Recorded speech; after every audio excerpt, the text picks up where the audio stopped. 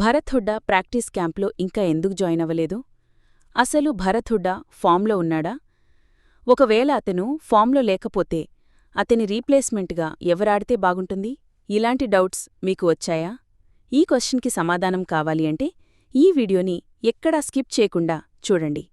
Welcome back to ఇది మన కబడ్డీ గురు. భరత్ హుడ్డా అయితే ప్రెజెంట్ ఇంటర్ సర్వీసెస్కి ఆడడమైతే జరుగుతుంది. ఈ మ్యాచెస్ అయితే జూలై 21 నుండి 25 వరకు జరుగుతున్నాయి. అది కూడా మన విశాఖపట్నంలో జరుగుతున్నాయి గైస్.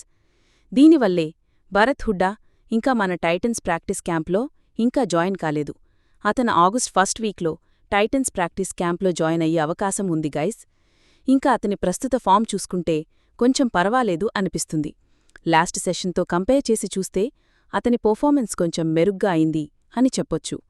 ప్రాక్టీస్ క్యాంప్లో జాయిన్ అయ్యాక టైటన్స్ కోచ్ అయినటువంటి క్రిషన్ హుడ్డా సర్ అతని స్కిల్స్ని మరింతగా మెరుగుపరిచి అతని ఈ సీజన్లో మళ్లీ ఫామ్లోకి తీసుకొచ్చే అవకాశముంది.